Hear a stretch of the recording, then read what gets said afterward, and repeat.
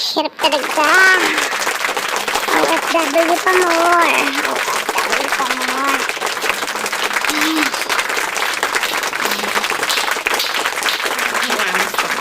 Dali pa nakuha. Tama ba ito nakuha ko? Panghila mo sa mukha. Gamit talaga, oo. Hirap talaga.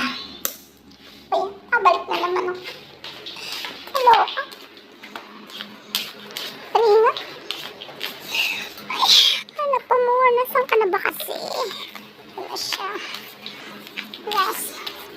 Nakita ko rin. Yan, start na tayo. Visual, yellow muna. Ito yan.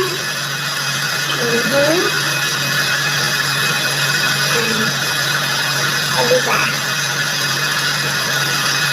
Kuskusin ng yellow. Kuskusin ang buong mukha. Ayan na. To refresh. Ayan.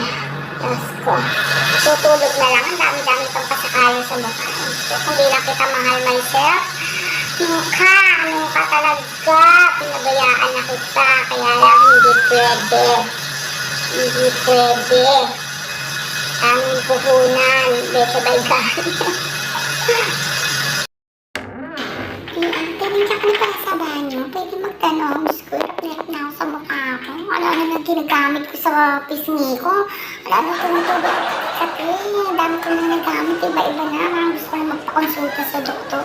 Eh, nakita ko yung mga routine mo sa bago ka matulog tsaka sa umaga. Nakikita ko, ano ba yan? Baka sakali, nakatulong naman sa pisngi ko, sa mukha ko. Hindi ko na kaya.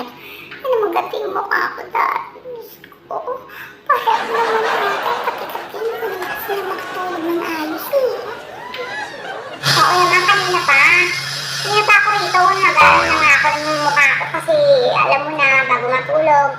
Simple lang naman nilalagay ko. Hindi naman masyadong mag-do sa mukha o ka.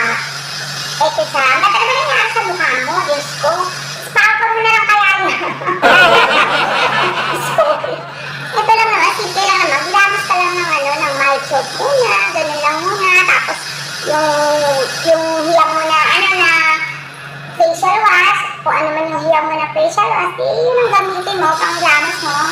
Tapos, followed nun, yung ginagawa ko, kung gusto mo, hiyang mo rin to. Simple lang to, ano lang naman to eh. Pagkatapos mo maghilamos ng facial wash mo, gusto mo magkaskas ka ng yellow. Alam yung ice cube, yung ganun kaskasin mo sa mukha mo, dahan-dahan lang. Every night lang before bed. Tapos pagising mo sa umaga, ganun din. Same procedure din. Ang gagawin mo. Kanang ginawa mo sa umaga at gabi, ganun din, twice a day. Ganun lang, wala na kasi, hindi naman ako masyadong maarte sa mukha o maka-etchisa na. Kasi kung ano-anong nilalagay sa mukha yun na napapasama na tuloy yung mukha. Kaya ako, never talaga ako nagbago as in ever. Diyos ko, olay lang ako, olay or pants. Yan, dalawang yan, facial wash ko. Tapos, syempre, olay, natural aura, yan lang siya. Natural lang kuya, walang kaek-ekan.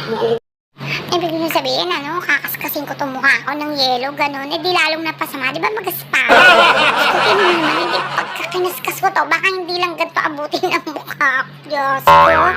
Ano ba yan? Hindi ba pwedeng wala ba ibang routine?